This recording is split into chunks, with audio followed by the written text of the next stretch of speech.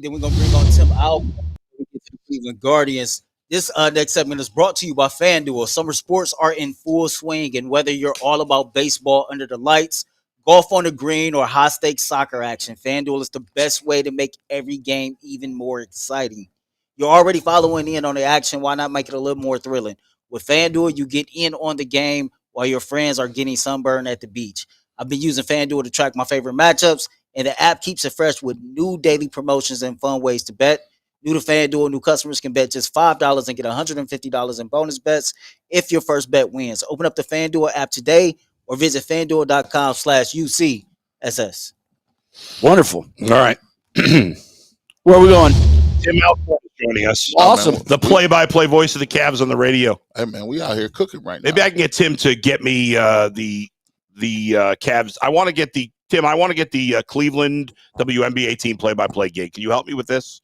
Or is this another job you're going to take? I don't know. Can you do both? Hey, listen. That is a subsidy. Yes. That is definitely happening. Can you do the WNBA and the NBA?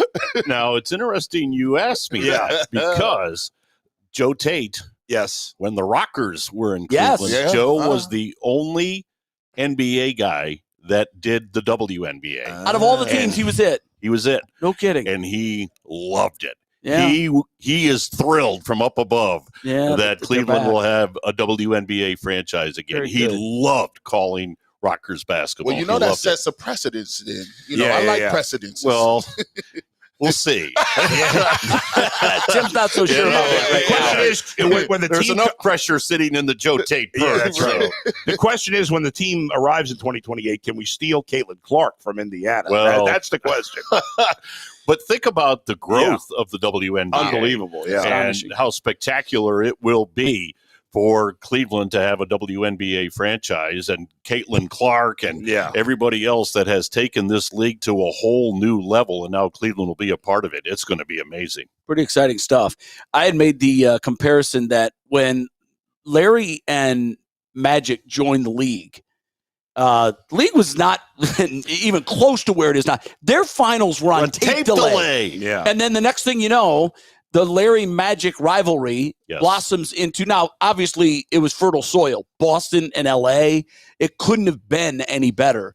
But what they did collectively for the NBA, I feel like Angel Reese and Caitlin Clark and some others, we're seeing that now with the WNBA. Would you agree with that analogy? Absolutely.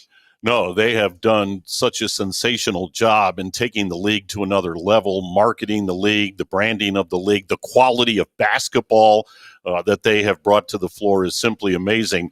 Not to give folks PTSD, but when we were in Indiana for the playoff series, the incredible excitement and fever for that team. There's a waiting list for tickets to see Caitlin Clark in Indiana. I see what you did there with fever. Listen, see what you did. Nice. Yeah, I thought I'd slide that one in right there. Great analogy. We talked. Well, let's go back there a little bit. What was your overall takeaway from the Indiana series? Well, now that you're a couple of months removed and you decompress a little bit, the sting isn't as great when you see what Indiana did against the Knicks and what they did against OKC. And now you're going to forever think, boy, if Halliburton doesn't get hurt, do they win the whole thing? Right. I mean, he was off to a great start in Game 7. So all that being said, Indiana was playing at such a level.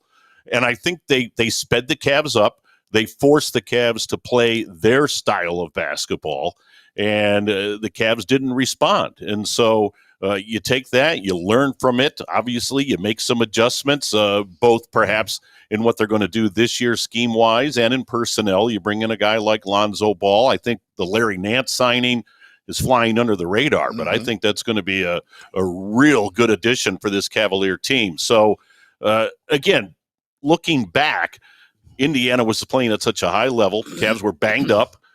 DG, I think now we know, man, he was really hurting. And he just couldn't bring it like you're used to seeing DG bring it at the level that we're accustomed to. They certainly sped Ty Jerome up.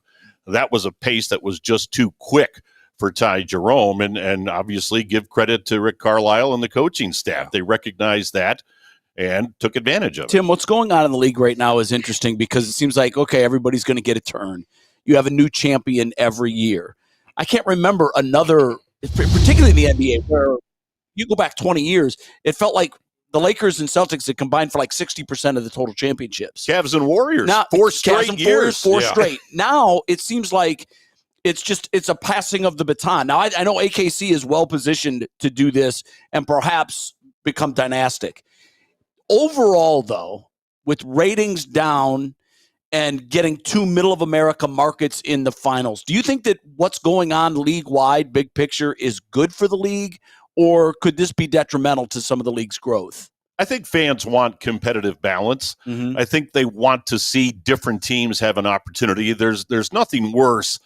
Doesn't matter what the sport, whether you're the Browns going into a training camp or the Guardians in the spring training or whatever the case may be, where you think, we don't have a shot. Right. I think now in the NBA, a strategic move here, a strategic move there, or you go through the process, all of a sudden you realize there's been 7 different champions in 7 years. And so, and to the ratings, Jay, Game 7 was the highest rated finals game that they've had in the last 6-7 years. Well, it should have been. I mean, it was a fantastic game. Right, and a great series. And, I think I always compare it to, and it's not fair, in the NFL, small markets, if you have Green Bay and New Orleans or somebody small, it doesn't matter because it's the one day out of the 365 that is appointment viewing. People cater parties for that game. You're obviously not going to do that for an NBA series because there's 7 of them. But when you are lucky enough to get a series to that 7th game, now you kind of have that one day made for the title because the trophy's going to be awarded. So I think the saving grace for the series was that they got it to a 7. Right. And the highest rated regular season game this year was not LeBron, was not Steph, was not Kevin Durant. It was the Cavs and OKC the first time they met at Rocket Arena. That was the highest rated regular season game of the year. So I think NBA fans, basketball fans appreciate great basketball. Mm-hmm. And when you go into a season where you look at 4, 5, 6 teams and go, they've got a shot at this, I think it adds more intrigue. I think it's great for the league. I do too. I think, we all are obsessed about TV ratings. People are watching things differently now. And how that's being recognized by the ratings, I mean, who knows? But I think traditional rating systems, both in radio and in TV, are becoming maybe not irrelevant, but less important than they used to be because of how people, especially young people, and young people like basketball. It's just, I could complain at 55 all I want that I want to see Hakeem Olajuwon and guys battling in the paint. Right. But young people like the NBA. They certainly like it more than baseball. There's no doubt about it. You can't compare anything to football. It's a monster. It's on its own island. So I think it is good because for so many years in the NBA, it'd be like, there's about 2 or 3. I don't know why I'm looking at my watch, which I don't have. You just think, well, there's 2 or 3 teams that can win a title. Now it's like, I don't even know who really is the favorite. I guess technically in Vegas, the Cavs are the favorite to win the East. But, I mean, there's probably, by the time we get to the season, there's probably 6, 7 teams in the East that can win it. Right. And we saw that this year with Indiana coming out of the East. Yes. They got hot at the right time of the year. And they were really hot from the first of the year on, just nobody was paying attention. Yeah. And OKC certainly deserved to be in the NBA Finals. They had the second or best record in the NBA. So, but to your point, I like the fact that you can look at things and go, that team could get out. That team could get out. Yes. I mean, I think it adds a lot of intrigue to the playoffs. It adds intrigue to the season. And to your point, young fans, and certainly that's what the NBA is after, they take in basketball in so many different ways. I know we experience that on the audio side. Yeah. I mean, we have a thing where people text in. We get people texting. And by the way, in. I love that. I love it. I think it's interesting. There was a game this year where they were blowing somebody out. And I'm like, why am I listening to this? And honestly, the fans being able to reach out and become part of I've never heard that before. It's good. Yeah. But that's what young people want. That's what they want to do. Right. A lot of interaction, but they come from all over the country. They come from all over the world. Yeah, that's right. Crazy. I mean, so it's telling you, it's not just somebody in Cleveland listening on the radio. We love that. Don't get me wrong. Yeah. But they're listening and they're watching in every way imaginable. So that has changed everything. You bring up that point. I think the best thing the NBA did is on YouTube. Like, YouTube has changed the way people watch stuff. Like I have cable, like, but I just watch YouTube, like, because it's a la carte. I can watch my shows what I want. And the NBA did a great job of not violating. You know how you got rules where the NFL, you violate, you can't rebroadcast or reposition anything. The NBA said, no, we'll lean into it. Go ahead. Smart. Please broadcast. Now you can watch an NBA game highlights in 12 minutes. Right into your fingertips. And it changes the way people can watch all over the world. See, what I always wonder about, Tim, you probably know inside the business, I always wonder about cannibalizing your broadcasts. Because for me, and listen, I do the same thing, especially with Major League Baseball. 12 minutes. Oftentimes in a day, I don't have and baseball does the same thing. Sit down and watch the Guardians White Sox game from yesterday. I watched this morning in 8 minutes. I saw everything I needed to see. Does that cannibalize the bigger number? And are the YouTube views enough to monetize their losses from the live broadcast side? Well, I mentioned Joe Tate earlier, and one of the great pieces of advice that Joe gave me so many years ago was, Timothy, if you think people are listening to every word, every minute, you're flat dead wrong. Yeah. They listen in short little spurts. They're in and out of their car. They're in and out of a store. They're in and out of whatever. And so you get listeners for 4 or 5 minutes at a time. His long view was, that's why you always give score and time. Reset. Yeah. Because people aren't listening for 2.5, 3 hours. Yeah. So I think to your point, Jay, they know people aren't going to sit down and probably watch for 3 hours, or probably listen on the radio side for 3 hours, but they want to get the gist of the game. Get them where you can. Yes. Yeah, add those numbers up. And that's their product. And so they want eyeballs and, in my case, ears on their product. Yeah. Tim, you look at the East right now. We just talked about it a little bit. I mean, it felt like, the West seems to have been dominant for so long. The East felt like it kind of caught it, especially at the top. But now, Boston's breaking up their team. Halliburton's out for the year. The East is obviously wide open, so even with the disappointment, it feels like the Cavs are in a good place. We know the Knicks are good. Atlanta's coming up. Orlando's coming up. What do you make of the East right now? Well, I certainly would think the Cavs are the favorite. And I'm not saying that just because I'm sitting here wearing my Cavs and Knicks, I think. Yeah, I would think it would be the Cavs and the Knicks as far as 1-2, to your point. Yeah. Without Halliburton, Indiana's just not going to be the same team. No. Boston blew it up. So Atlanta's a team to watch, and I think now Orlando is a team to watch. We think Detroit is sort of on that cusp, too. Yes. You've got 3 teams. It's fascinating how and it goes back to my earlier point about how everybody seems to be getting a chance. If Orlando and perhaps Detroit and Atlanta start now taking over the top of the East, just look at how in a decade the power structure in the East went from Celtics to it's just a rotation now. And I think for the league-wide approach, it brings excitement to all of these other cities that normally start a year and say, yeah, maybe we can make the playoffs. Now they're saying, hey, maybe we can be the Indiana this year. Exactly. And that does, I think, bring excitement. Oh, Jay, that's a great point. And I think the NBA, to its credit, in their collective bargaining agreement, which, of course, the players took part in with this second apron. I don't care how big of a billionaire you are. You get into that second apron, and it's crippling. And so that has really leveled the playing field. You don't see these super teams being constructed, or at least for long periods of time.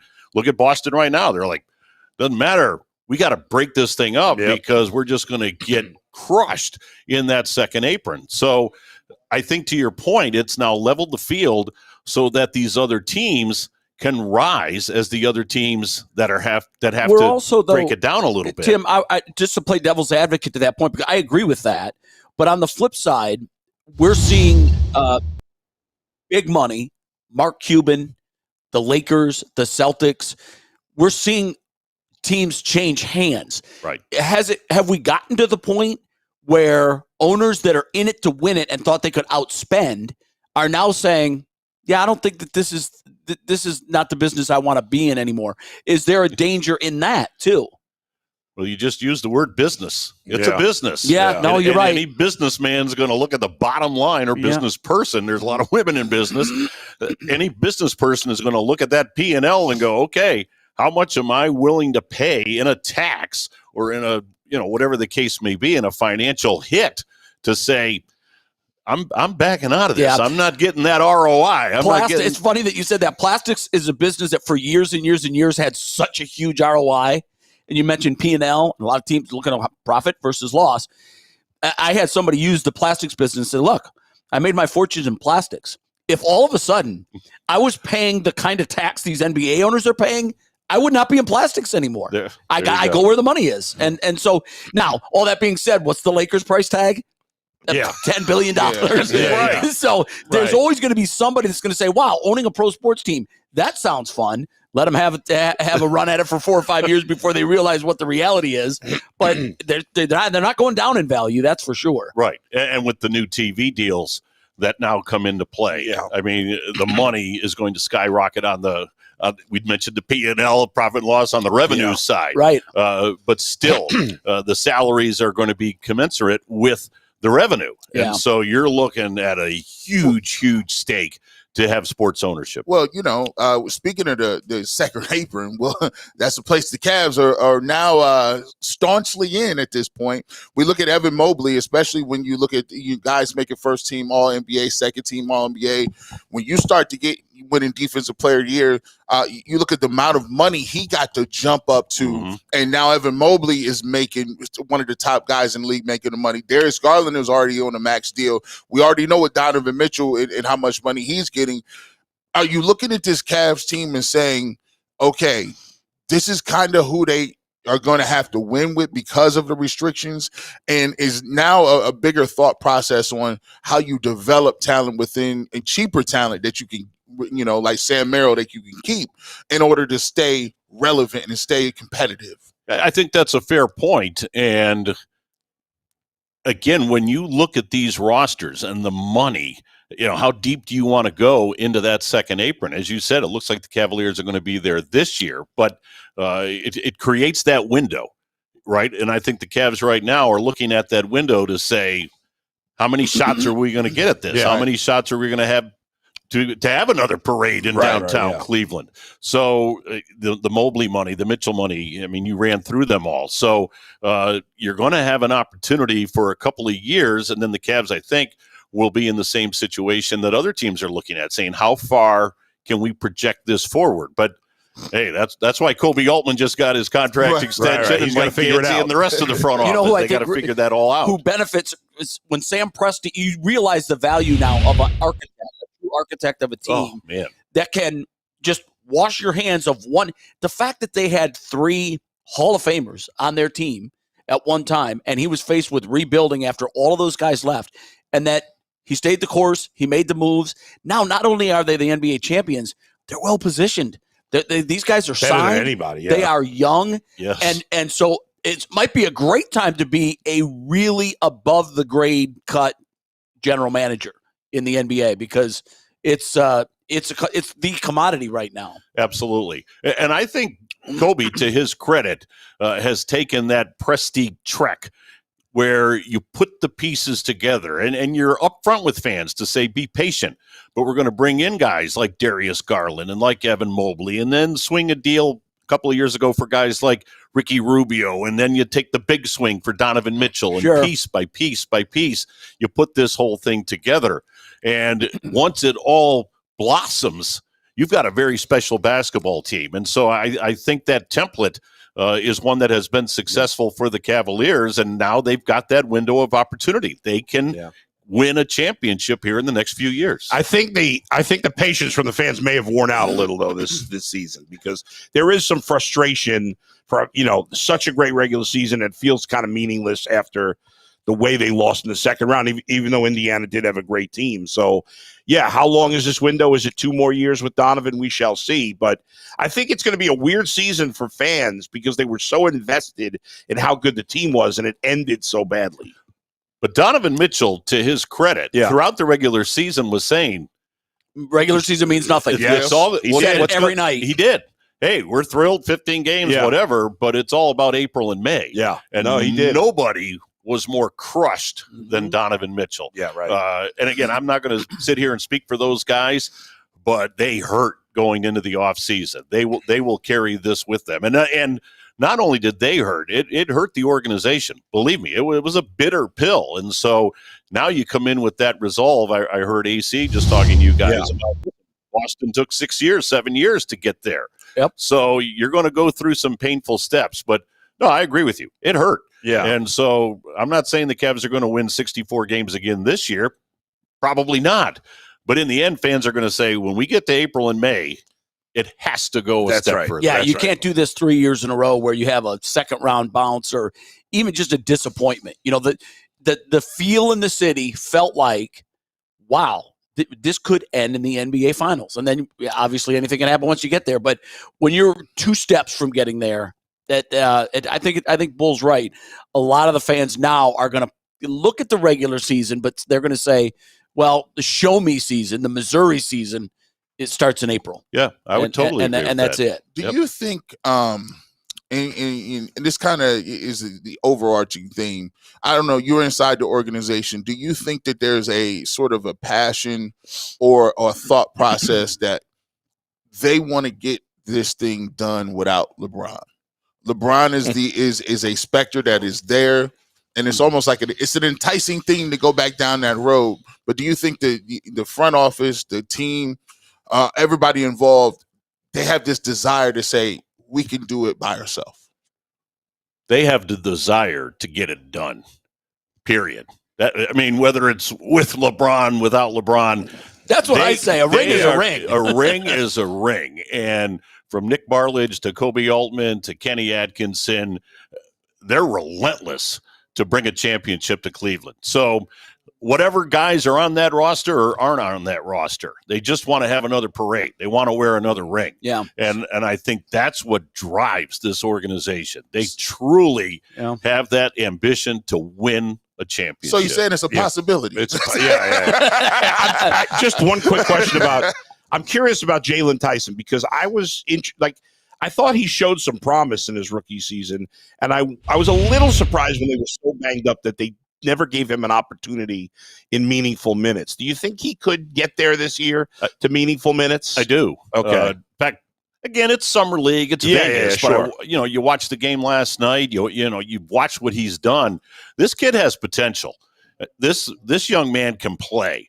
And Kenny last year already had a rotation that was 9 or 10 deep. Yeah. So he was comfortable, with Ty Jerome and later DeAndre Hunter and those guys coming off the bench. But I know they really like Jaylen Tyson, right. and I think he will find his way into more minutes this year. Not that I'm sitting here speaking for Kenny Atkinson, but they like this kid, and he can play.